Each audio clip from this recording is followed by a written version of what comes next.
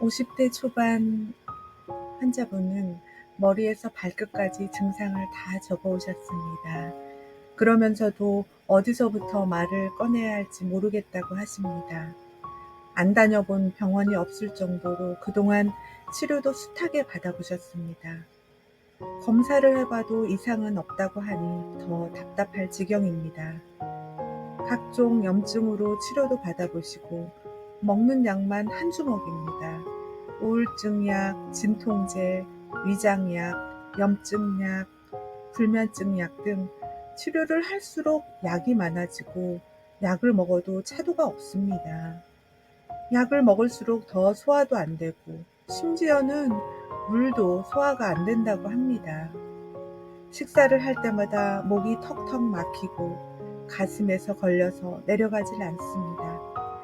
점점 더 기운도 없고 어지럽고 걸어 다니는 것도 힘에 부칩니다. 검사를 해도 이상이 없고 왜 약을 먹어도 낫지 않은 걸까요? 바로 자율신경계가 이상이 온 자율신경실조증의 사례입니다. 이렇게 자율신경실조증 증상을 호소하시는 분이 최근에 점점 많아지고 있습니다. 과연 자신의 병이 나을 수 있는 병인지, 혹시라도 큰 병이면 어쩌지? 너무 불안해합니다. 자율신경실조증은 왜 생기는 걸까요? 환자들을 자세하게 상담하다 보면 공통적으로 발견하게 되는 것이 있습니다. 과거 언제인가 극심한 스트레스를 받았다는 것입니다. 스트레스 기간이 일정 정도 길거나 감당하기 힘든 극심한 스트레스를 받게 되면 우리 몸의 자율신경에 갑작스러운 충격이 가해집니다. 자율신경의 엑셀과 브레이크인 교감신경과 부교감신경의 조화가 깨져서 몸 전체에 영향을 줍니다. 위의 환자는 심장이 두근거려서 잠을 잘 못 잡니다. 눈, 코, 입이 다 마르고 열이 훅훅 느껴집니다. 체력이 없어서 손가락 하나 까닥할 힘이 없으세요. 자다가 식은땀이 나고 몸에 안 좋은 것을 조심하는데도 조금만 뭘 먹어도 명치가 답답하고 가스가 차고 부글거립니다. 가스 활명수를 박스채에 싸다 놓고 항상 드신다고 합니다. 두통을 달고 살고 이명도 몇 년 전부터 있습니다. 무릎 아래로는 너무 차가워서 한여름에도 두꺼운 양말을 신고 잡니다.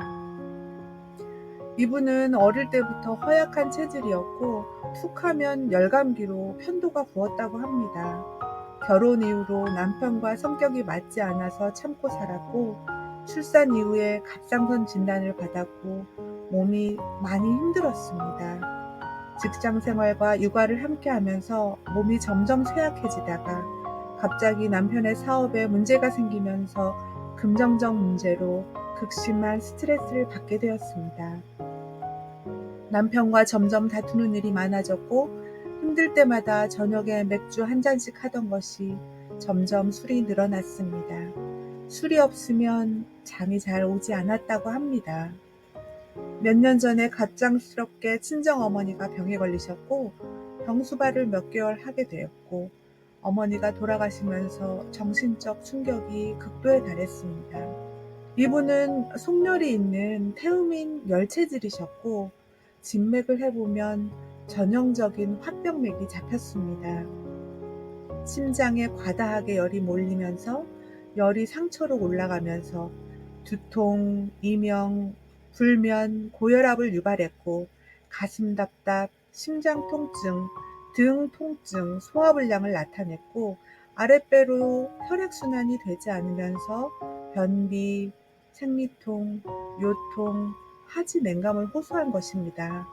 화병으로 가슴에 풀리지 않는 열이 점점 또아리 쳐서 있게 되면 점점 몸은 오히려 추위를 타게 되고 해소되지 않은 속열이 갑자기 훅훅 올라서 땀이 나게 됩니다. 특히 잠을 자다가 열이 나고 더워서 자꾸 깨고 온몸이 땀에 젖어서 옷을 갈아입게 됩니다. 이분은 태음인 체질 개선과 합병 치레를 함께 하면서 증상이 많이 호전되었고 양약을 거의 복용하지 않아도 되었습니다. 각종 검사를 해도 이유를 알 수 없는 증상으로 힘들 때는 근본적인 접근이 필요합니다. 한의학적 근본 치료는 한 가지의 증상만 좋아지는 것이 아니라 몸 전체가 좋아지면서 온몸의 불편한 증상들이 하나둘씩 함께 좋아지는 것을 경험하게 됩니다.